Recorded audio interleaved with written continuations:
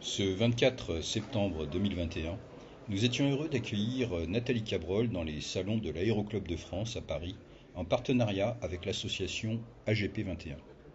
Nathalie Cabrol est une astrobiologiste française résidant en Californie, où elle dirige le Carl Sagan Center for Research au SETI Institute. SETI en français pour Recherche de l'intelligence extraterrestre. Son sujet de recherche est l'étude des conditions de possibilité de la vie et des conditions d'apparition de la vie. Cela l'a conduite à explorer et analyser des environnements extrêmes sur Terre, dans les déserts, en plongée sous-marine ou à très haute altitude. Car la recherche scientifique est aussi une aventure au sens littéral du terme. Durant cette conférence, Nathalie Cabrol nous en dit plus sur ses recherches et sur cette aventure.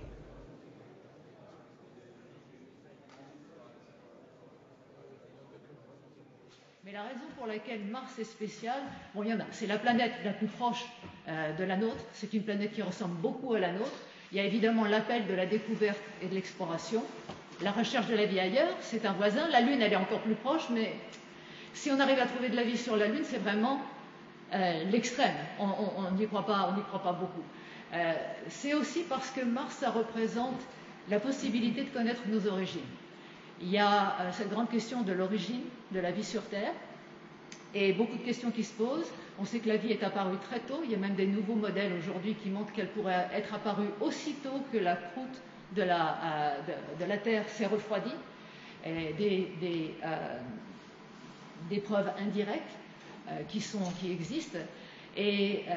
Mais quand il s'agit de dire comment on est passé de la chimie prébiotique à la vie, est-ce que c'est une transition ou est-ce que c'est un événement stochastique? Est-ce que c'est quelque chose qui s'est produit d'un seul coup, par accident? Ça sera difficile de savoir parce qu'on a une planète tellement dynamique qu'avec l'érosion et avec les plaques tectoniques, cet élément de notre histoire a été effacé, pour la plupart. Il ne reste que des anciens affleurements qui datent de cette époque-là, en Australie, au Canada, et au Groenland, et ils sont très très réduits. Et la possibilité de trouver des fossiles aussi anciens que ça, et probablement infinitésimaux, c'est très difficile. Alors pourquoi Mars? Parce que vous êtes tous, vous connaissez un petit peu votre, comment on appelle ça, votre mécanique céleste.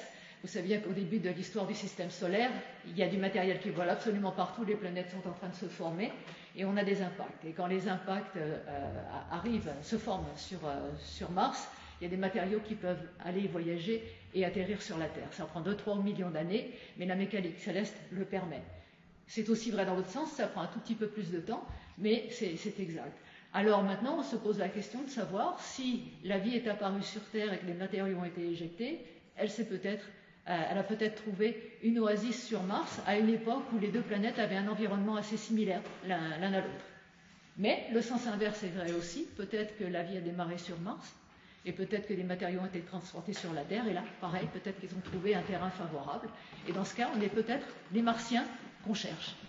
Donc, l'intérêt pour Mars, il est plus que simplement l'intérêt de la curiosité de l'élément mythique de la planète Mars dans la mythologie et les mythes, pardon, pas la mythologie, mais les mythes sur Terre, mais simplement parce qu'il y a une question à laquelle on n'arrive pas à répondre, qui est l'origine de notre vie. Il y a une possibilité sur Mars de pouvoir trouver des réponses à cette question.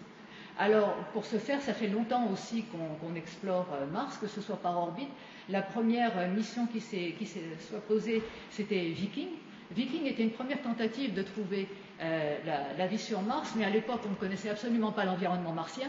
Et donc, les résultats de ces expériences étaient très ambigus. Et aujourd'hui, on est pratiquement convaincu que les traces qui ont été observées dans les expériences sur Viking étaient dues à l'oxydation de l'environnement martien, qui est très très forte. Et c'est donc une réponse chimique et pas une réponse biologique. En tout cas, pratiquement tout le monde est convaincu de ça. Donc, entre-temps, on s'est dit, il faut qu'on connaisse très bien l'environnement martien pour essayer de comprendre ce qui se passe si la vie apparaître. Parce que quand la vie démarre sur une planète, comme on le voit sur la Terre, on a immédiatement affaire non plus à une évolution de l'environnement ou à une évolution de la vie, mais on a affaire à une coévolution. Ça veut dire que l'environnement planétaire va vous fournir la physique et la chimie qui vont vous donner les cadres pour les possibilités biologiques, mais une fois que la vie est installée, ben vous voyez ce qu'elle fait sur Terre. Ça a été la première responsable pour le changement de l'atmosphère dans l'environnement. Et puis c'est une espèce de cercle vicieux tout le temps, puisque l'environnement évolue, la vie s'adapte, la vie change l'environnement, les changements climatiques modifient l'environnement, la vie s'adapte, etc. C'est donc une coévolution. Et pour bien comprendre si la vie sur Mars est possible et à quoi elle peut ressembler, il faut qu'on comprenne bien l'environnement. Voilà pourquoi, pendant quelques décades, la NASA a envoyé des missions qui avaient pour but de comprendre le passé et le présent géologique de Mars, le passé et le présent climatique de Mars. Les Européens ont rejoint les Américains en orbite, et on aurait bien voulu qu'ils nous rejoignent aussi à l'atterrissage. Ils ont atterri, mais pas de la manière dont ils voulaient. Depuis, on a beaucoup plus d'informations sur l'environnement martien. Une fois qu'on a été satisfait qu'on connaissait un petit peu mieux l'environnement martien, on s'est dit il est temps d'envoyer des rovers qui peuvent explorer la surface de Mars et nous répondre à la question est-ce que Mars était habitable pour la vie telle qu'on la connaît sur Terre au début de son histoire. Alors, évidemment, on a commencé avec Spirit. Spirit est le premier rover avec opportunité, 3 semaines plus tard, à répondre à nos questions. Il n'y a pas de doute, une fois qu'on a terminé la mission avec Spirit et Opportunité, on sait que Mars était habitable. On a trouvé sur les 2 sites des preuves irréfutables que Mars était habitable pour la vie microbienne, telle qu'on la connaît sur Terre, il y a 3,5 milliards d'années. Alors depuis, il y a eu d'autres rovers, il y a eu Curiosity, et qui nous envoie des images absolument phénoménales de Mars. Ça, c'est une des dernières, alors qu'elle est en train de monter maintenant sur le mont Chart. Et il y a aussi des phénomènes atmosphériques. J'ai choisi cette photo parce que les phénomènes atmosphériques dans le cratère Gale sont absolument étonnants. Et on est en train de se demander si ce n'est pas le fait qu'il y ait ce monticule de sédiments qui en fait perturbe l'atmosphère et crée cette condensation qu'on voit au-dessus. Mais on est en train de plaisanter pour savoir s'il faut ajouter des parapluies sur les prochains rovers qu'on enverra sur Mars. Mais on a de plus en plus de détails sur la planète, de plus en plus. On sait que sur Gale, par exemple, on a découvert des molécules organiques. Les molécules organiques, ce n'est pas la vie, c'est les briques de la vie. Vous imaginez des Legos, c'est pareil. Vous pouvez avoir des Legos dans une boîte, ça ne représente rien. Il faut que les Legos ils soient assemblés les uns aux autres pour commencer à former quelque chose. Les molécules organiques, c'est exactement la même chose. Alors, on a les molécules organiques. Est-ce qu'elles se sont assemblées dans une vie primitive ou dans une vie qui a évolué un petit peu?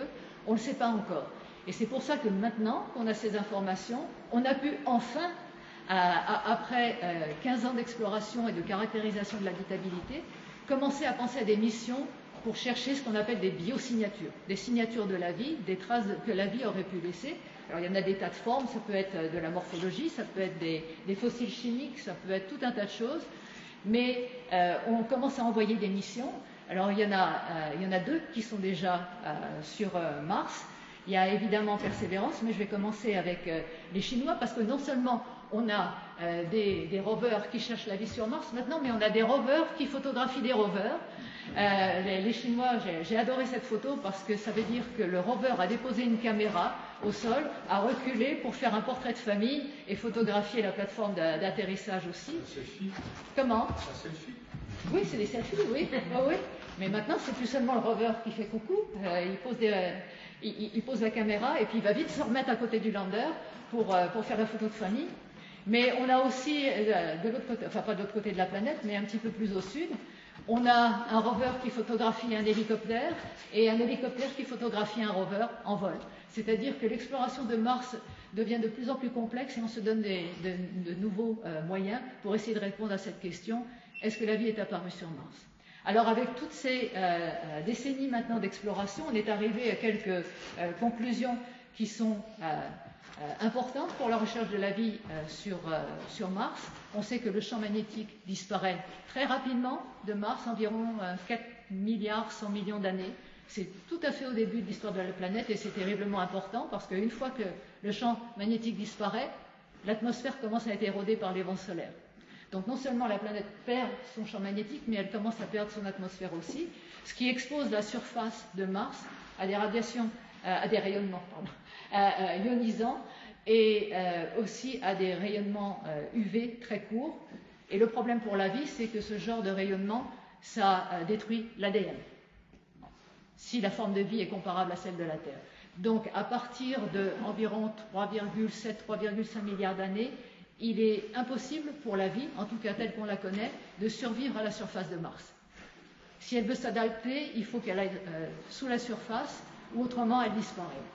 Et aussi, l'autre point important, c'est que l'eau qui pouvait rester à la surface, on a des traces dans les lacs, on a des traces dans des rivières. L'eau s'échappe dans l'espace, ou bien elle est storée dans les pôles ou dans la surface de Mars. Ça veut dire que l'environnement change complètement. Alors, avec ces connaissances, on a pu commencer à penser à ce que l'habitabilité sur Mars, à ce à quoi elle pourrait ressembler. Il y a environ 4 milliards d'années, c'est une planète qui ressemble un petit peu à la Terre, et même si Mars ressemblait à la Terre, elle n'a jamais été la Terre. Okay? Elle est plus loin du Soleil, elle a toujours été plus froide, quoi qu'il en soit. Et donc, si vous pensez à Mars, vous pensez un petit peu à une Terre comme on l'aurait au Groenland ou dans l'Arctique pendant l'été. Mais autrement, il y a de l'eau qui circule à la surface, il y a des aquifères en subsurface, mais au fur et à mesure du temps, ça change. Il n'y a plus de champs magnétiques, l'atmosphère s'érode, comme je l'ai dit, les rivières s'assèchent en surface, et donc ce qu'on pense, c'est qu'aux environs de 3,7, 3,8 milliards d'années, la surface de Mars commence à devenir ce qu'on appelle polyextrême. Ça veut dire qu'il y a des facteurs extrêmes d'environnement, beaucoup de rayonnement UV, une aridité qui s'installe parce qu'il n'y a plus d'eau, probablement beaucoup de formation de sel, etc., etc. La surface de Mars devient polyextrême. Vous avez, s'il y a de la vie, elle commence probablement à s'adapter à des habitats en subsurface. Ces habitats sont cycliques parce qu'il y a des changements climatiques très importants sur Mars, et ils arrivent souvent. Et vous avez une couche glacée, ou en tout cas une couche de sol qui contient de la glace, le pergélisol, et lorsque les obliquités changent, lorsque la planète change son axe, eh bien, il y a un réchauffement, le pergélisol d'un seul coup est mobilisé, et ces habitats disparaissent, et ils se reforment quand le climat change à nouveau. Alors, ce que ça crée, par exemple, ce qui est très intéressant, c'est que ça crée une communication régulièrement entre la surface et les profondeurs de Mars, avec des ouvertures, des capillaires dans les sédiments. Les habitats les plus permanents sur Mars, c'est les habitats en profondeur. Ceux-là ont très très peu de perturbations au cours du temps. Quand vous commencez à être à 500 mètres ou 1 km de profondeur, ce qui va se passer, c'est qu'au cours du temps, il y a une petite perte au niveau des aquifères, mais si vous êtes suffisamment profond, la pression lithostatique est suffisamment forte, autour de 1 bar, la température, elle, augmente, elle est suffisamment haute pour que l'eau soit liquide. Donc si vous pensez à un habitat permanent sur Mars, il faut penser à la subsurface, mais ce qu'on tend à ignorer, en tout cas on ignorait dans le passé, c'est la possibilité de communication permanente, ou en tout cas cyclique au cours du temps, entre les profondeurs de Mars et la subsurface, et peut-être même la surface. Donc ça, c'est des choses à considérer. Maintenant, quand on pense à ces habitats, il n'y a pas que les habitats qui comptent. On peut avoir des habitats un petit peu partout, on le voit dans les environnements extrêmes. Il y a des endroits où le compte de bactéries dans les environnements extrêmes, il n'est pas terrible. Sur Mars, donc, il ne suffit pas d'avoir des habitats, il suffit aussi d'avoir des conditions pour la vie. J'en ai parlé un petit peu tout à l'heure. Vous avez les éléments qui sont présents, on les a trouvés sur Mars. On a tous les éléments qui fabriquent nos briques de la vie sont sur Mars, on les a trouvés. Il y avait de l'eau liquide, on a des oasis qui sont là aussi, il y a les nutriments pour l'eau, et puis il y a des sources d'énergie. Et avec une planète qui est très active au début, et qui est toujours, on en est pratiquement certain aujourd'hui, toujours active. Je vais en parler dans un petit moment. Alors, ces sources d'énergie, on les trouve avec le volcanisme. Vous le voyez là avec des volcans un petit peu partout sur Mars. Ça, c'est une des grandes... le volcanisme martien est absolument répandu à l'échelle globale. On en trouve même près des zones polaires. Vous avez aussi une source d'énergie qui vient des impacts, des cratères, au moment de leur formation. Celle-là, c'est une énergie un petit peu plus temporaire. Mais si vous avez des grands bassins d'impact qui font un petit peu plus de 150 km, à ce moment-là, c'est quand même des énergies qui sont dégagées et qui peuvent durer pas loin d'1 million d'années. Ça donne quand même le temps à des écosystèmes de se développer et à la vie de pouvoir s'adapter. Il y a aussi la durée de l'eau. À Gale cratère, dans le cratère Gale, on a découvert des anciens deltas qui montrent que l'eau a circulé dans le cratère sur quelques millions d'années. C'est pas continu, c'est par épisode, mais épisodiquement le cratère s'est rempli. Et puis l'image que vous voyez en bas et à droite, ce sont des couches sédimentaires superposées les unes aux autres. Alors toutes ne sont pas dues à l'activité de l'eau, bien évidemment, mais il y en a un grand nombre qui le sont. Donc c'est une planète qui a eu une activité très importante géologique au moins au début de son histoire. Ce qui est important aussi pour la vie, c'est d'avoir ce qu'on appelle des protections et des abris. Alors les abris, il y en a de toutes sortes. Le premier abri qu'on a sur notre planète ici, c'est l'atmosphère. Bien évidemment, on a une belle atmosphère de 1 bar. Elle nous protège des rayons ultraviolets, on a une couche d'ozone. Et ensuite, vous avez bien évidemment la subsurface. Si la vie est en subsurface, elle est protégée. Mais il y a aussi les océans ou les lacs, ça vous donne une colonne d'eau qui est plus ou moins grande. Et une fois que vous êtes à une certaine profondeur, et ça dépend de la transparence de l'eau et ça dépend aussi de ce qu'elle contient, eh bien la vie est protégée. En plus, on peut penser que sur Mars, s'il y a eu des océans, ils étaient rapidement couverts par une couche de glace à cause de la température. Donc ça veut dire que sur Mars, on a des évidences qui sont morphologiques et topographiques de la présence d'océans. Et la présence d'océans, ça nous dit qu'à un moment ou à un autre, il y a une régulation du climat par ces océans, mais en même temps, la présence de ces océans, elle s'est faite dans une planète qui perdait son atmosphère. Donc c'est quelque chose qui est très dynamique et très instable. Et puis quand on pense à la vie aussi, il faut penser ce que j'appelle le moteur de la biosphère et d'un écosystème. C'est pas tout d'avoir la vie qui démarre, mais si elle n'a pas d'énergie pour s'entretenir, eh bien, elle ne survit pas. Et il n'y a pas de problème pour penser à la vie au début sur Mars, mais est-ce qu'on peut penser à une biosphère aujourd'hui sur Mars? Et quand on regarde la planète comme elle est aujourd'hui, ça semble difficile en surface, mais malgré tout, il y a des indices que l'énergie qui existait au début de son histoire n'est pas complètement perdue.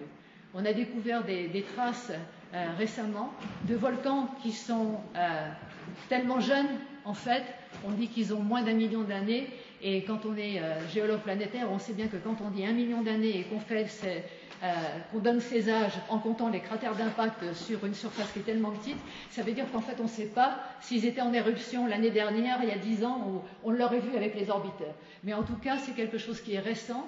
C'est des volcans, pour certains, qui peuvent correspondre à l'ère Pléistocène pour la Terre.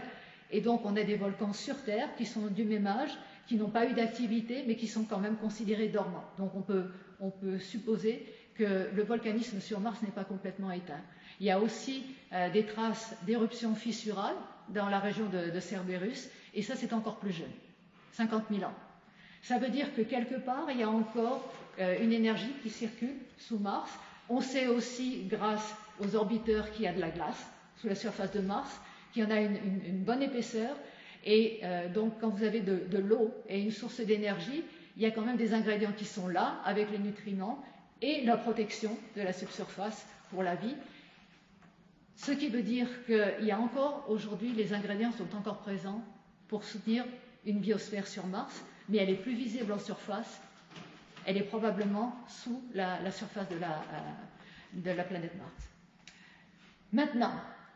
Maintenant qu'on sait tout ça, ce qu'on ne comprend pas bien, c'est en fait quel a été l'impact d'un changement climatique global. On en a une vague idée, c'est ce que je viens de vous raconter. Cette histoire-là, c'était bien mieux au départ, c'est beaucoup moins bien maintenant. La vie a pu apparaître, elle est peut-être encore là, elle est certainement sous la surface, parce qu'en surface, c'est plus possible. Mais ce qu'on ne sait pas exactement, c'est quel a été l'impact de ce changement climatique sur l'apparition et l'évolution de la vie au début, c'est-à-dire même sur la transition d'une chimie prébiotique à la biologie, parce qu'on ne sait pas quand ça s'est passé sur Terre. Si ça s'est passé un petit peu tard sur la planète Mars, la planète était déjà en train de changer, quelles sont les implications pour ça? Et en plus, quel est l'impact de ce changement climatique global sur l'habitabilité de Mars, en surface, en subsurface et en profondeur? Et puis aussi, encore plus important pour l'exploration spatiale, quel est l'impact de ce changement climatique sur la formation et la préservation des traces anciennes de la vie sur Mars si elle a jamais existé, ce qu'on appelle les biosignatures. Est-ce que ce changement climatique a fait disparaître ces anciennes signatures de la vie, ou est-ce qu'il y a des endroits où elles sont préservées? Et dans ces cas-là, quels sont ces endroits? Il y a un autre problème auquel on se heurte avec notre connaissance de Mars, c'est qu'on a une vision de Mars qui est à peu près celle des grandes périodes géologiques sur Terre. C'est comme si vous vouliez résumer l'histoire biologique de la Terre ou l'histoire géologique de la Terre à l'Archéen, et puis ensuite, 2 milliards d'années plus tard, avoir une vision un petit peu de fenêtre géologique, et puis ensuite la révolution cambrienne, c'est-à-dire il y a 500 millions d'années. Ce sont vraiment des fenêtres dans le temps et des fenêtres étroites. Et donc, on ne connaît que les transitions climatiques, géologiques et majeures. Ça veut dire que ça ne nous donne qu'une vision qui est réduite, et ça ne nous permet pas de comprendre comment on est passé de l'habitabilité sur Mars à peut-être à la vie. C'est pour ça qu'en plus, on a un nombre limité de missions. Aller sur Mars, ce n'est pas tellement facile. On a vu combien il y a eu de missions qui se sont écrasées au sol. En plus, la fenêtre de tir, c'est tous les 2 ans, à peu près. Et puis, malgré tout, il faut quand même investir de l'argent pour le faire. Ça veut dire qu'on est obligé d'aller chercher les connaissances pour améliorer ce qu'on sait de Mars dans des milieux qu'on appelle des milieux analogues sur Terre, c'est-à-dire trouver des environnements sur Terre qui ressemblent à Mars, à cette période de changement climatique et à cette période où on avait cette possibilité d'habitabilité sur Mars et où la vie aurait pu apparaître. C'est pour ça qu'on va faire de la recherche dans les milieux extrêmes, et c'est une partie du travail que je fais aussi, c'est-à-dire que travaillant sur Mars et la géologie martienne, je m'intéresse à l'habitabilité, et aussi en participant aux missions, j'essaye de conseiller les missions pour savoir où elles doivent atterrir, le genre d'instruments qu'on doit mettre à bord des rovers pour pouvoir expliquer. Et c'est ce qu'on fait dans les environnements analogues. C'est pour ça qu'on va dans ces endroits, pour essayer de glaner la connaissance qu'on ne peut pas encore acquérir sur Mars, parce qu'on a simplement ces grandes visions de la géologie. Alors, encore une fois, il y a une parenthèse qui est importante. Quand on va dans les milieux analogues pour préparer les missions martiennes, et qu'on dit que ce sont des environnements qui sont similaires ou analogues, donc c'est le terme, il faut aussi savoir qu'il n'y a aucun analogue sur Terre qui est complètement identique à la planète Mars. Ok, c'est pas vrai. Simplement parce que, et dans le cas de celui que je vais vous présenter, c'est probablement le meilleur, sinon un des meilleurs, sinon le meilleur analogue de l'environnement martien au début de son histoire. Mais malgré tout, il y a beaucoup plus d'oxygène dans l'atmosphère de la Terre qu'il n'y en a jamais eu, par exemple, dans l'atmosphère martienne. C'est pourquoi, quand on va chercher des réponses dans les analogues, il faut s'en servir comme guide. Ce n'est pas la vérité absolue. Et on le sait. Mais en tout cas, ça nous donne un aperçu de comment les minéraux se forment, quel genre de vie s'adapte dans ces milieux-là. Est-ce qu'il y a possibilité de conserver des fossiles? Est-ce que les biosignatures se forment ou elles sont détruites? C'est le genre d'information qu'on va chercher. Alors on fait ça de différentes manières. On fait ça avec des simulations de missions martiennes, avec des rovers. Par exemple, celui qui est là, c'est le rover Nomad. C'était le tout premier, en fait, qu'on a mis dans le désert d'Atacama en 97. Il y en a eu d'autres des générations après. Et donc, pour revenir aux analogues, c'est un processus itératif. C'est-à-dire qu'on a les données martiennes, on voit à quoi ressemble l'environnement martien, on fait des simulations de mission dans des environnements qui sont analogues. On peut entraîner et développer des instruments, développer des stratégies d'exploration pour Mars, qu'on met ensuite sur les missions suivantes. On va sur Mars dans ces endroits-là. C'est un exemple entre le désert d'Atacama, par exemple, et l'atterrissage de Spirit dans Gusev cratère. Et puis ensuite, ça recommence. Donc, on fait les missions ainsi de suite. Alors ça, c'est la partie technologique. La partie scientifique, on va dans des régions analogues. Et là, vous avez la photo du volcan Licancabur dans les Andes. C'est un volcan sur lequel je travaille beaucoup, dans une région où l'environnement est analogue à celui qu'on avait sur Mars il y a 3,5 milliards d'années. Et ça nous donne des clés pour savoir si la vie a pu apparaître dans un environnement qui ressemble à celui de Mars il y a 3,5 milliards d'années. Et quel genre de vie et comment il s'adapte. Donc, comment choisir un analogue? C'est pour répondre à des questions. La raison pour laquelle on va dans ces terrains analogues, c'est pour répondre à la question qu'est-ce qu'on cherche, d'abord. Ensuite, où est-ce qu'on le cherche et comment on le cherche. Donc, c'est ce qu'on va faire. Je vais vous présenter un petit peu ce que je fais moi dans les Andes et la raison pour laquelle j'ai choisi les Andes. Parce que quand vous vous trouvez dans les Andes au Chili ou en Bolivie, vous avez 3 régions géographiques. La première, c'est le désert d'Atacama, qui est extrêmement aride. C'est un des déserts les plus arides du monde. Ensuite, vous avez l'altiplano, qui est un petit peu plus haut. Lui, la limite, elle se trouve à 4500 mètres. Vous avez un environnement plus humide, où vous avez des lacs qui se sont formés.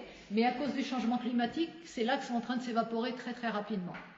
Et ensuite, vous avez les Andes au-dessus qu'on voit avec les volcans sur l'image du haut. Alors là, on se trouve très haut. Il y a des changements de température très importants, une atmosphère qui est très, très fine. Quand on est au sommet du Licancabur, la pression atmosphérique, elle est de 480 millibars. Donc, ça ressemble au modèle qu'on avait pour Mars il y a 3,5 milliards d'années, par exemple. Il y a d'autres modèles, mais c'en est un. Donc, en plus, la géologie, elle nous permet, bon, je vais commencer par le changement climatique, ça nous permet de faire ce qu'on appelle une expérience de substitution de l'espace et du temps. Ça veut dire qu'au fur et à mesure qu'on monte ou qu'on descend entre l'altiplano et le désert d'Atacama, on va monter ou descendre dans le temps sur Mars. On va vers un environnement qui est plus aride, c'est-à-dire vers la planète Mars telle qu'on la connaît aujourd'hui, ou quand on monte dans les lagunes et l'altiplano, dans un environnement qui est un petit peu plus humide, qui correspond à Mars il y a 3,8 milliards d'années. Et on va chercher des environnements. Alors pourquoi des lacs? Bien évidemment parce que, comme vous le savez, les rovers sur Mars en ce moment, ils étudient des anciens lacs dans des cratères. Alors ce qu'on veut savoir, c'est comment ces lacs évoluent dans ces différents environnements. Alors on étudie des genres de lacs qu'on trouve aussi sur Mars, en tout cas, dont on a les traces géologiques sur Mars dans le passé, des lacs qui sont chauffés, qui ont pu être chauffés par du volcanisme, qui ont pu être chauffés par des cratères d'impact, des lacs qui s'évaporent aux environs de 3,5 milliards d'années, et ça, ce sont des lacs qu'on trouve dans l'altiplano.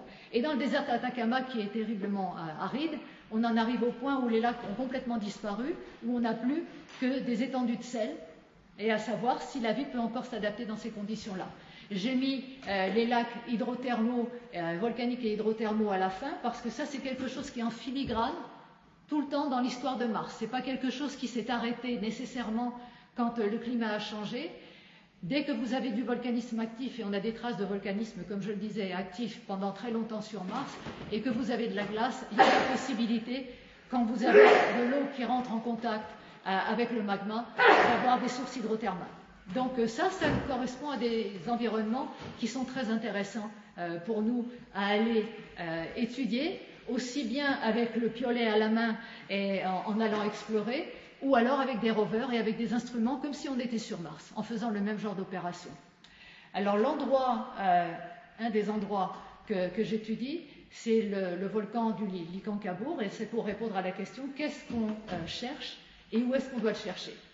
Et donc, on explore l'habitabilité de Mars entre 3,8 milliards d'années et 3,5 milliards d'années. Quels sont les types d'habitats, quel type de vie, et aussi quel genre d'adaptation cette vie est là contre les environnements extrêmes. Parce que l'adaptation de la vie aux environnements extrêmes, ça produit aussi des biosignatures. Et je vais vous montrer un exemple juste maintenant. Vous voyez ce magnifique lac? L'eau du lac est complètement transparente. Ce que vous voyez de rouge, et la couleur est exacte. Il n'y a pas, c'est pas Photoshop, c'est exactement comme ça. Le lac est à peu près 6000 mètres aussi. C'est pas le Licancabur, c'est un autre lac, celui-là au Chili. Mais le rouge, il est dû à la présence de bactéries, d'algues, à l'intérieur du lac. Et ces algues, le rouge, ce qu'elles font, c'est que l'eau est tellement transparente qu'elles n'ont absolument rien pour se protéger des rayons ultraviolets. L'eau est peu profonde, ce qui veut dire que les ultraviolets pénètrent directement, et il n'y a pas que des bons ultraviolets qui permettent la photosynthèse, il y a aussi du rayonnement ultraviolet qui est très court et qui donc met en danger l'ADN. Et ce qui se passe, c'est qu'elles font comme nous quand on va à la plage et qu'on ne veut pas se brûler. On se met de la crème solaire. Et c'est exactement ce qu'elles produisent ici. C'est un pigment, c'est ce pigment qui leur permet de se protéger du rayonnement extrême. Alors ce que vous voyez, les valeurs que vous voyez pour l'index UV, vous savez tous que généralement quand c'est à 8 dans nos régions, on dit à tout le monde, si vous n'avez pas besoin de sortir, ne sortez pas. Ou en tout cas, si vous sortez, faites en sorte d'avoir une bonne crème sur vous. À 11, on commence à penser que c'est extrême.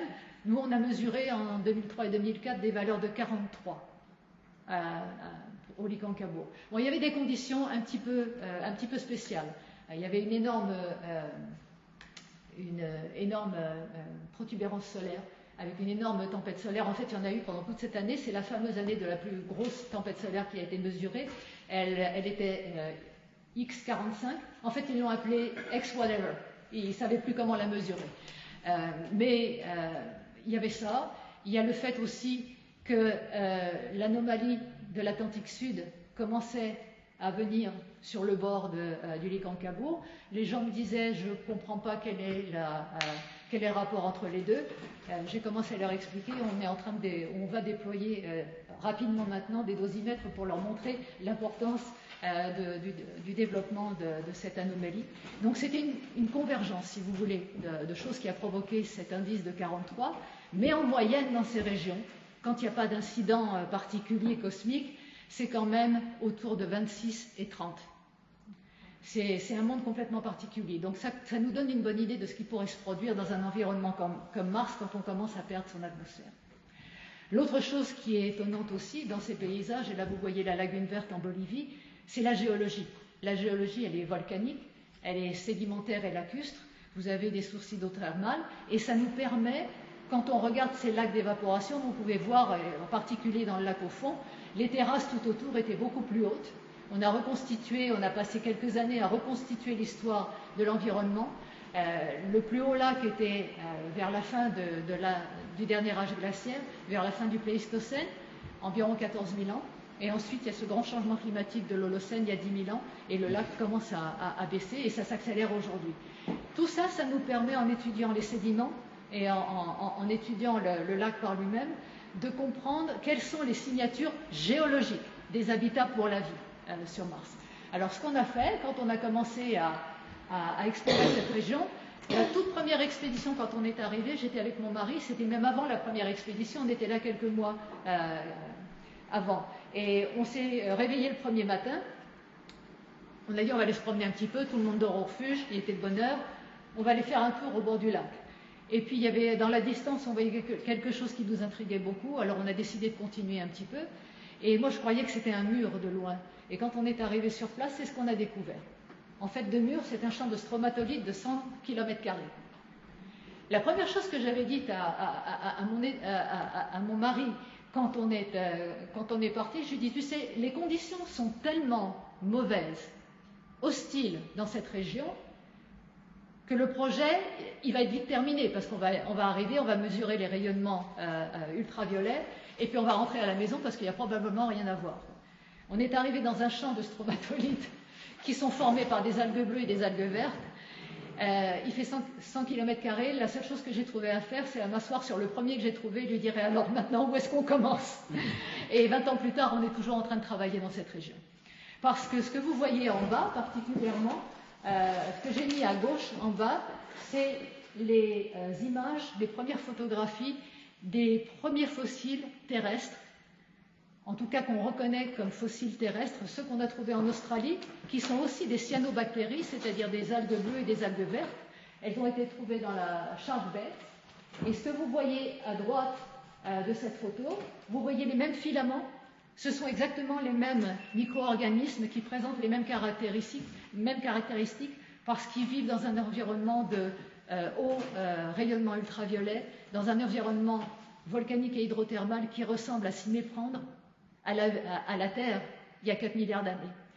Et c'est aussi une des beautés de pouvoir travailler dans les environnements extrêmes, c'est que non seulement on apprend beaucoup de choses sur la possibilité de vie et d'habitabilité d'une planète comme la planète Mars il y a 4 milliards et demi d'années, mais aussi on apprend beaucoup de choses sur nos propres origines et sur l'histoire géologique et biologique de la Terre. Et ce qu'on voit, alors la dernière image là-bas, c'est aussi une représentation des différentes lamenins que nous avons faites au travers de ces différents stromatolites pour montrer le changement d'environnement qu'on voit très bien dans l'altiplano. On est passé d'un monde humide où il y avait des torrents qui se formaient à la suite de la déglaciation, de la perte des grands glaciers et des grands inlandsis du Pléistocène, avec un ruissellement très fort, des immenses rivières qui venaient se jeter. Aujourd'hui, la lagune verte, elle fait à peu près 5 mètres de profondeur. À la fin du Pléistocène, elle faisait 50 mètres de profondeur. Et donc, on assiste dans les affleurements et dans les couches sédimentaires à ce changement d'habitat. Et au milieu de tout ça, on voit aussi le changement de la vie à l'intérieur. Et ce qu'on réalise, c'est qu'au fur et à mesure que les ressources disparaissent, eh bien, il y a quelque chose qui se produit, c'est qu'on a les mêmes formes. Géologiquement et biologiquement, on a les mêmes formes. Vous voyez ces petites stromatolites ici. Celle à gauche, c'est à Charbet. Celle du milieu, c'est celle qu'on observe en Bolivie. C'est à peu près les mêmes. Et celle que vous voyez à droite, c'est aussi en Bolivie, mais ce sont des stromatolites qui se forment à l'heure actuelle. Aujourd'hui, il n'y a plus les mêmes ressources qu'il y avait à la fin du Pléistocène. Ce sont les mêmes morphologies, mais elles sont beaucoup plus petites. Les stromatolites qui se formaient au Pléistocène, elles faisaient 4-5 mètres de diamètre. Je vous ai montré certaines formes ici de dômes ou des formes allongées. Il y a des dômes qui étaient plus grands que moi. Leur taille, elle correspond à la hauteur d'eau, elle correspond à tout un tas de critères de l'environnement. Mais donc ça nous permet d'apprendre non seulement l'impact de l'environnement sur la vie et sur l'habitat, mais ça nous apprend aussi autre chose. Et ça nous donne des indices quand on arrive sur Mars pour essayer de reconstituer la dynamique d'un environnement. C'est pour ça que j'ai mis Shark Bay à côté de la Bolivie. Parce qu'à Shark Bay, ils sont en train de se former encore aujourd'hui, ces stromatolites-là. Et ils sont dans la baie, et vous voyez qu'il y a différentes formes en fonction de la distance au rivage. Et les formes, elles sont non seulement dues à la distance au rivage, mais elles sont aussi dues au courant dans la baie, au courant qui se trouve dans l'eau. Ce qui veut dire que quand on trouve des fossiles comme ça dans un environnement qui est maintenant asséché, ça nous permet de reconstituer la dynamique de l'environnement et de savoir où le courant allait, quelle était la hauteur d'eau, quel était l'habitat pour la vie qui s'y trouvait. Alors ça, c'est au niveau des lagunes. Maintenant, si on veut essayer de comprendre quelle est la possibilité de vie dans une Mars qui est encore plus vieille que ça, on va devoir monter un petit peu plus haut. Et c'est pour ça qu'il faut attraper ses crampons et puis ses bâtons de marche. Et puis, c'est le sommet du Licancabur, à peu près 6000 mètres. Ce que vous voyez ici sur la droite, c'est le camp intermédiaire. Alors, le camp intermédiaire, il est situé sur une pente à 42 degrés. La terrasse, elle n'existait pas, on l'a formée. On peut aligner 4 tentes. Et puis surtout dans un des pays du monde où il y a les plus gros tremblements de terre qui existent dans la planète, on espère que ce n'est pas notre jour, parce que si c'est notre jour, on descend avec la pente. Alors on essaie de ne pas penser à ce genre de choses, mais c'est spectaculaire. Et une fois qu'on arrive au sommet, eh bien, ce qui nous intéresse, c'est d'essayer de comprendre la vie qui existe aujourd'hui au fond de ce lac, au fond du lac qui se trouve au sommet du Licancabur. Voilà le lac du sommet dans la caldeira. Le lac par lui-même était plus profond avant, il faisait une douzaine de mètres de profondeur. Quand on y est arrivé en 2006, il faisait environ encore, pas tout à fait 6 mètres, mais il avait perdu la moitié de sa profondeur.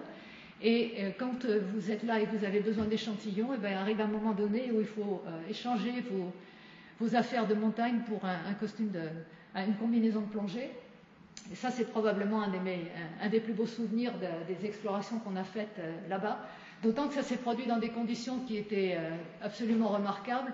Toute cette préparation s'est faite avec la marine française et la marine américaine, parce ils étaient inquiets pour les tables de plongée à 6000 mètres, parce qu'il n'y avait personne qui y avait pensé exactement. Mais le lac n'est pas tellement profond, donc ce n'était pas véritablement un problème. Mais ils étaient quand même inquiets sur l'utilisation de bouteilles d'air conventionnel à cette altitude. Ce qui fait qu'on a résolu le problème en plongeant avec de l'oxygène, ce qui résolvait un grand nombre de problèmes en altitude, parce que quand vous êtes tellement haut, la chose qui vous manque, c'est de l'oxygène. Et ensuite, quand vous utilisez de l'oxygène pour la plongée, il n'y a pas de risque d'avoir des embolies ou des problèmes d'échange gazeux. Et l'équipement que vous voyez là, ça ne ressemble pas vraiment à un équipement conventionnel non plus. C'est un recycleur, ce ne sont pas des bouteilles. L'avantage de ces systèmes-là, c'est qu'ils sont portables, ils sont légers, et quand vous montez à 6000 mètres, c'est quelque chose de très très appréciable. Ce n'est pas non plus la version d'un recycleur civil. Les recycleurs que vous voyez là nous ont été prêtés par les Navy Seals, les commandos américains, c'est-à-dire un sac qui est à peu près grand comme ça, qui couvre le devant de la poitrine, et une bouteille qui est à peu près grande comme ça, avec une autonomie de 2 heures. Ne me demandez pas comment ils font, j'en ai pas la moindre idée. Mais de toute façon, on n'est pas resté 2 heures parce qu'au bout d'un moment, même avec une combinaison sèche, la température de l'eau est à 4 degrés et on a beau avoir pas mal d'équipements sur soi, ça fait froid quand même. Et puis, quand on porte des combinaisons sèches, j'avais 18 kilos de plomb autour de la taille. C'est un tiers de mon poids. J'étais très très contente quand j'ai fini par arriver dans l'eau, mais même dans l'eau, on sentait la ceinture de plomb. Alors, on m'a demandé souvent en disant, mais pourquoi vous faites ça? Les gens rapprochent toujours cette plongée avec le record du monde de plongée, etc., etc. J'ai dit, j'en avais pas la moindre idée quand on a fait ça. J'avais besoin d'échantillons, je suis allée les chercher. C'était la manière de le faire et c'est pour ça qu'on l'a fait.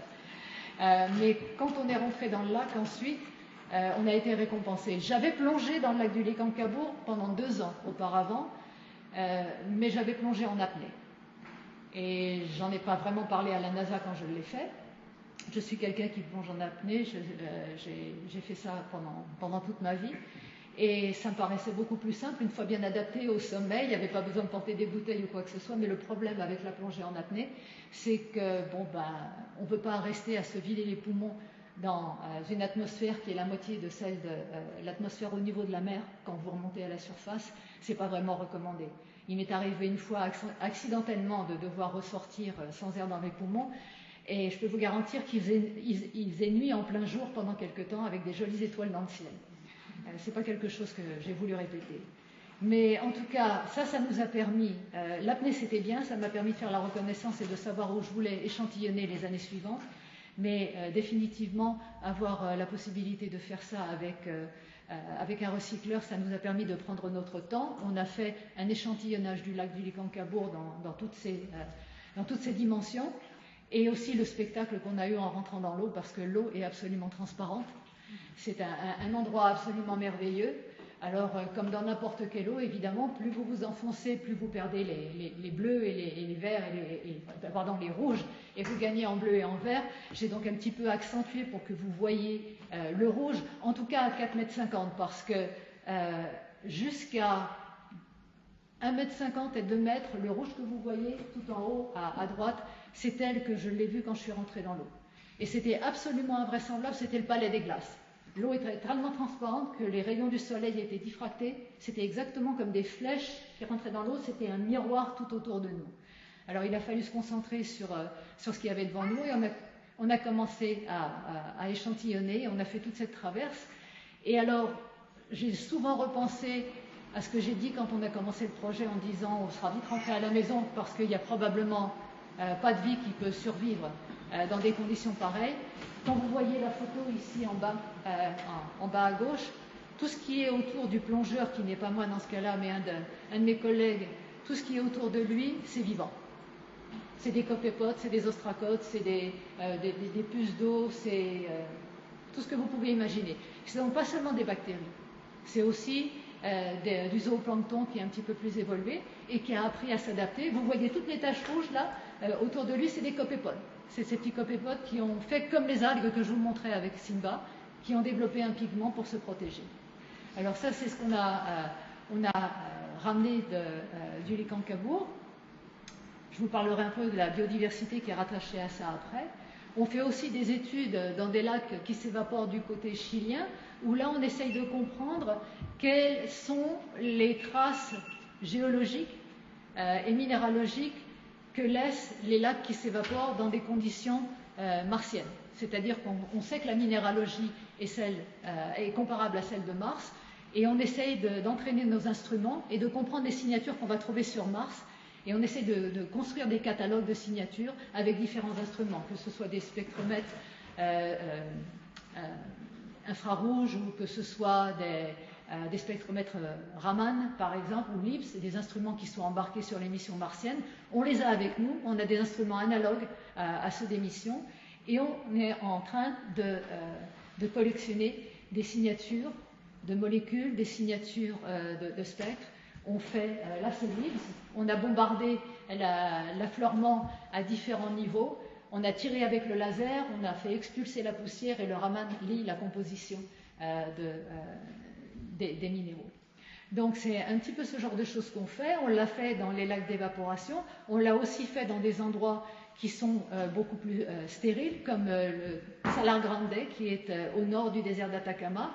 Et là, c'est vraiment les derniers refuges. L'eau a disparu véritablement de la surface.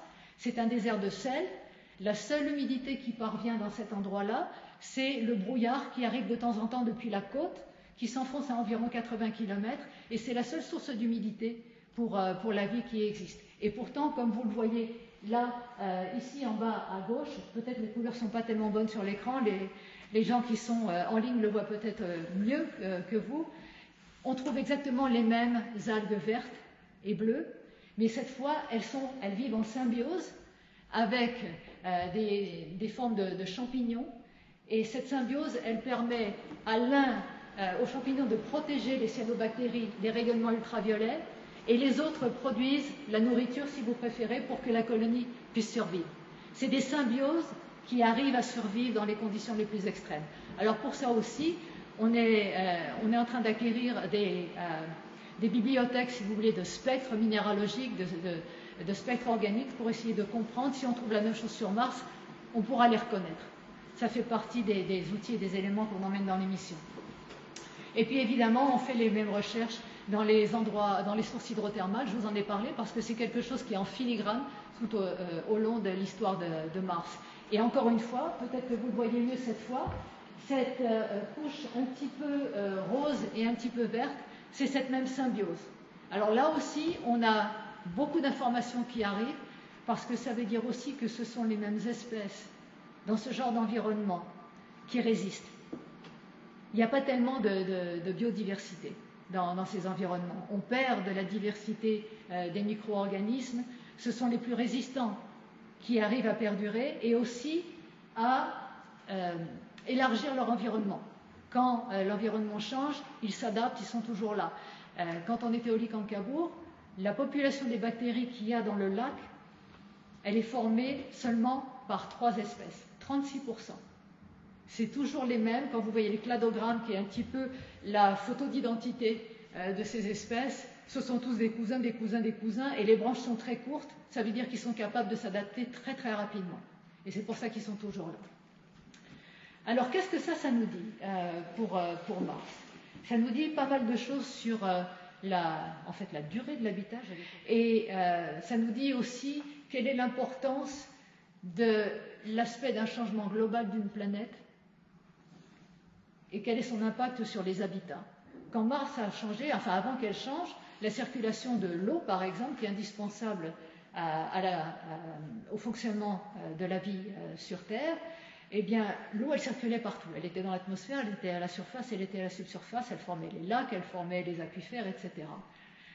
Au fur et à mesure que la planète perd son atmosphère et que l'eau s'évapore, on a une activité qui est encore possible, mais l'importance de l'habitat va devenir plus au niveau régional qu'au niveau global. Ça veut dire que la vie va commencer à se resserrer autour de ces ressources régionales. L'impact global n'est plus tellement important. Et quand on arrive à une aridité tellement forte comme dans le désert d'Atacama par exemple, c'est véritablement ce qui se passe au niveau local, comme par exemple le brouillard qui arrive ou une pluie dans le désert d'Atacama. On a vu des cyanobactéries littéralement, fleurir en l'espace de 24 heures. Et elles disparaissent ensuite. Donc ça nous dit aussi quelque chose de profond. ça nous dit que la manière dont on cherche sur Mars à l'heure actuelle, elle n'est peut-être pas tellement maligne. Et ça, j'en ai beaucoup parlé à la NASA, j'ai été parler à l'Académie des sciences aussi à Washington, parce que quand on voit ce genre de choses dans les environnements extrêmes sur Terre, on se dit qu'il y a un problème de stratégie d'exploration pour la recherche de la vie sur Mars. Je vais y venir, je vais simplement terminer là ce que je voulais vous dire, c'est qu'on a affaire dans le cas du désert d'Atacama, aussi bien sur Mars, si la vie est apparue, on a affaire à un écosystème qu'on appelle polyextrême.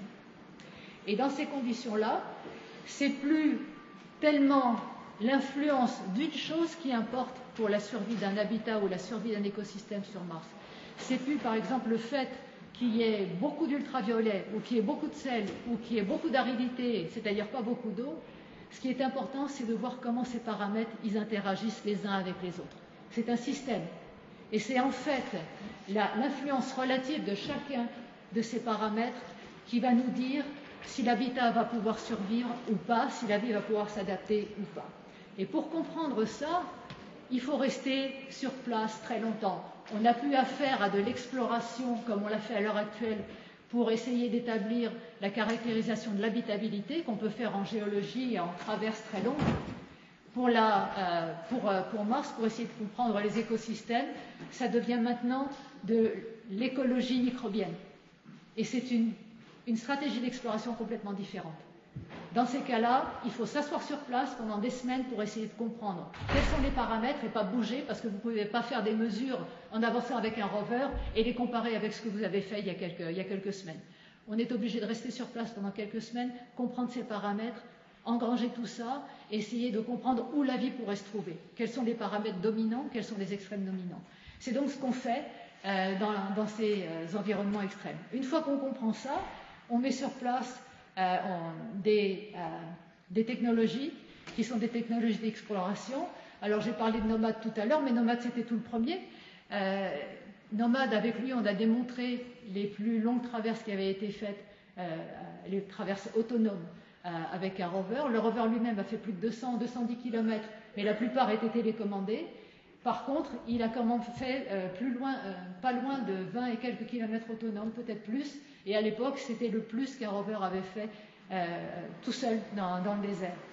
Ensuite, ce que vous voyez en dessous, on a aussi essayé de comprendre la collaboration entre un robot, un rover et un astronaute, que ce soit pour l'exploration de la géologie martienne ou pour la recherche de la vie. C'est quand même important. Le cerveau humain, à l'heure actuelle, est quand même plus capable de mettre en perspective ce qu'il observe. Ça prend plus de temps à un robot. On arrive à des choses qui sont assez proches maintenant avec l'intelligence artificielle, mais il faut quand même nourrir le cerveau du robot avant de pouvoir de développer des algorithmes. Ensuite, ce que vous voyez au milieu en haut, c'était la première recherche d'écosystèmes dans le désert d'Atacama. Alors quand on a commencé avec Hyperion, on n'a pas commencé par la recherche de la vie sous la surface, on a commencé par la recherche de la vie à la surface. Alors évidemment, la recherche de la vie à la surface de Mars aujourd'hui, c'est pas tellement adapté, puisque la vie ne peut pas survivre à la surface. Mais ça nous a permis de comprendre les schémas, la distribution de la vie à la surface d'un désert. Et on a exploré, on a développé des stratégies d'exploration pour essayer d'alimenter un petit peu ces mêmes explorations sur Mars. Ensuite, la deuxième partie de ce programme, c'était le développement de Zoé, qui, elle, allait commencer à chercher la vie dans le désert d'Atacama de la même manière qu'on cherche la vie sur Mars. C'est-à-dire qu'on a embarqué la première foreuse sur le rover et qu'on a fait des prélèvements automatiques comme si on était sur Mars, comme si c'était ExoMars ou comme si c'était Perseverance. Et on a laissé le rover faire son exploration. On l'a guidé, on a fait des commandes exactement comme si on était sur Mars. Et on a essayé d'acquérir les premiers échantillons avec cette foreuse. Alors je peux vous rassurer tout de suite, ça a été la démonstration parfaite parce que pendant les premiers forages de la surface du désert d'Atacama, on a été absolument incapable de récolter quoi que ce soit. Et vous avez vu les difficultés qu'on a eues sur Mars il y a quelque temps. Bon, ensuite, on a fait comme tout le monde, on a compris ce qui se passait, on a modifié le drill, la foreuse, pardon. Et on a un petit peu amélioré nos techniques. Aujourd'hui, on continue. On cherche des biosignatures, mais on est en train d'intégrer On a un apport des drones. Désormais, vous avez vu Ingenuity qui travaille avec Persévérance.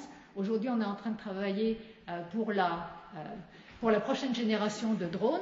Et les méthodes qu'on développe pour la recherche de la vie avec des collaborations entre drones et rovers, c'est aussi des choses qu'on peut étendre, par exemple, à l'exploration de Titan. Dans 10 ans, vous savez que Dragonfly ira sur Titan. C'est un énorme drone aussi. Donc on est en train de développer en ce moment ces stratégies d'exploration. Et puis puisqu'on parle de Titan, ce que vous voyez en dessous, c'est Planetary Lake Lander. C'était une simulation du concept de mission de Helen Stofan qui voulait faire amérir un lander à la surface d'un lac de Titan.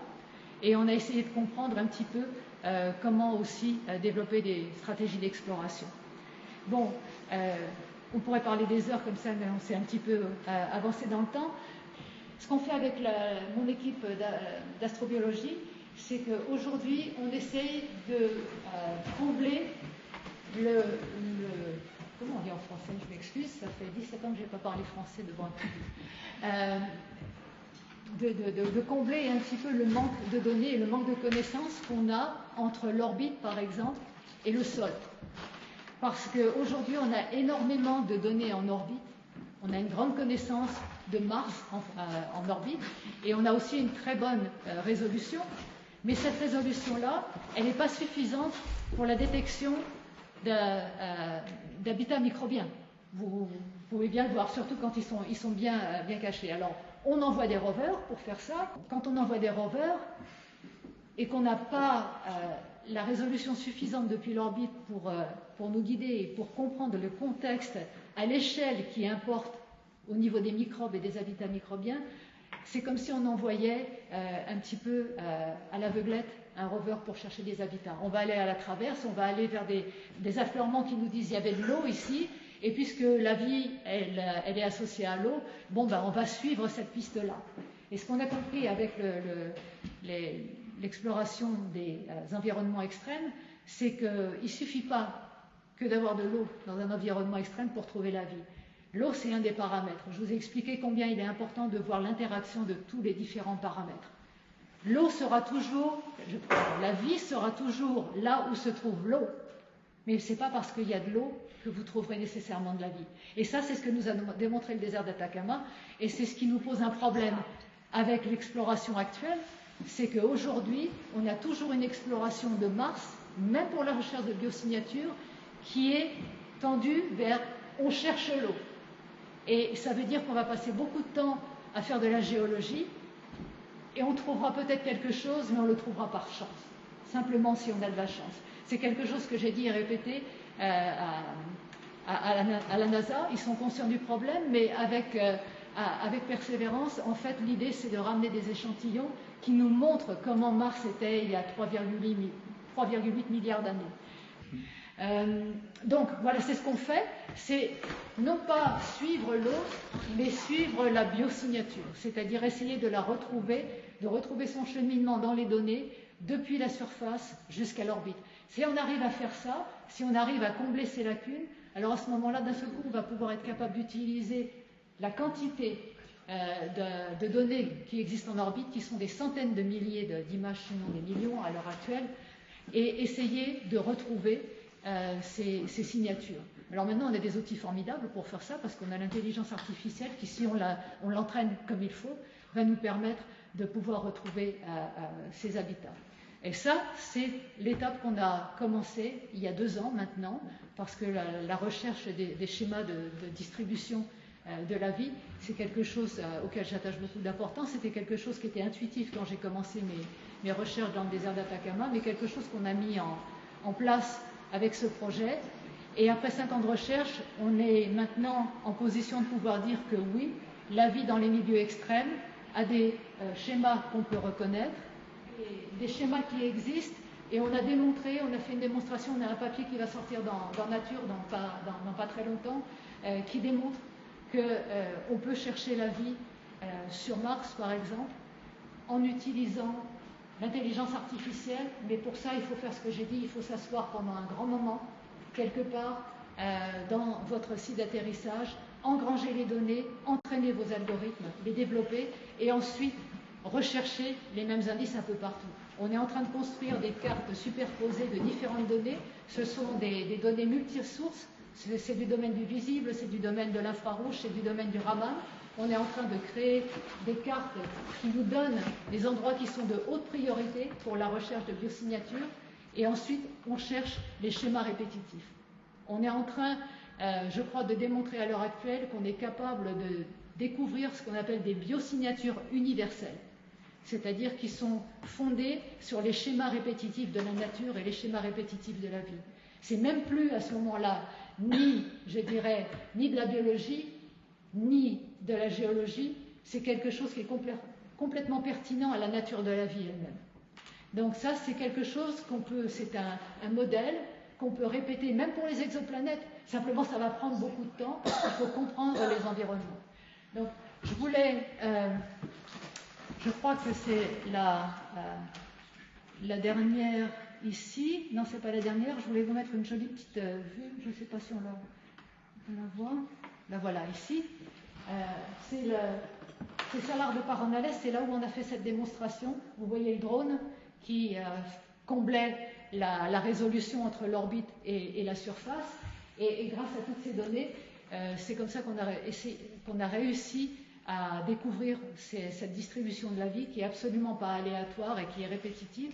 Ce qu'on essaie de démontrer maintenant, ou de comprendre en tout cas, c'est de savoir si la répétition de ces schémas, elle se fait de site à site ou d'espèce à espèce, ou si c'est vraiment quelque chose de plus universel. Ça devient extrêmement passionnant. Et la raison pour laquelle je me suis aussi arrêtée sur le Salar de Paranales, je ne sais pas, je vais pousser la technologie aux limites, c'est j'ai une vidéo. Alors, je vais arrêter les diapositives ici. Good morning and welcome to the members and guests of the Explorers Club. My name is Natalie Cabral. I am the director of the Carl Sagan Center at the SETI Institute, and I'm an astrobiologist and a planetary scientist. This is a beautiful morning in Salar de Paranales in Chile. We are in the Chilean Altiplano, and what you see behind me is our base camp. Has been our base camp for a few days now. This is literally a little city behind me. We have about 15 tents, 2 domes. It's an absolutely fantastic landscape. It's otherworldly. We have the feeling that we are actually walking on a different planet, and we have been for several days now. We have a project which is funded by the NASA Astrobiology Institute, which is actually studying ways of detecting biosignatures. It's in support of future missions to Mars, but I mean, in general, it's going to be helping the development of new techniques, new instruments, and new methods of detection for the search for life in the solar system. Salar de Paranales is the first site on our trip. We will stay in the Altiplano between October 27th, which is when the team arrived here, until November 19th. We will be visiting the El Tatio geysers, which are at about 4,300 meters. Here we are at about 3,500 meters at Paranales. And then we'll go even higher. We'll go to Laguna Lejía and Laguna Aguascalientes, all in the San Pedro, the Atacama region. And we will end our trip by climbing the Simba volcano that is close to 20,000 feet. For each of the sites, the goal is the same. We're here to collect a lot of data to understand how we integrate these data from orbit to the ground, to the lab, to develop new detection methods, exploration strategies, and instruments. And with that data also, we are going to be able to train new systems supported by AI and machine learning, which will help us ultimately develop the new exploration strategies, the new generation of exploration strategies for the search for life in the solar system. This project is part of the Astrobiology Research Division of the SETI Institute, is connected to the mission of the SETI Institute in that it provides us with answers, or at least ways to find answers to, are we alone in the solar system? Basically, what we are doing is to try to understand how to detect life that is not visible or traces of past life that it might be hiding somewhere. I would like to end by first thanking you for having me with you, at least for a short moment. And I am so very pleased that I was able to share with you the landscape we have behind us. It's, as I said when we started, absolutely stunning. And also, I would like to show you the city flags that we are deploying. Here is flag number 1. I am always taking it with me. That's the second or third time now that it is deployed in the Andes. Flag number 2 is actually a few thousand kilometers south of here with Dale Anderson in Antarctica. And flag number 3 flew about a week before we left on the Sophia airplane with teachers and Pamela Harmon and Bill Diamond. So thank you very much for having us with you. And on behalf of my team, I wanted to say thank you and goodbye from Salar de Paranales and the Chilean Altiplano. Good night.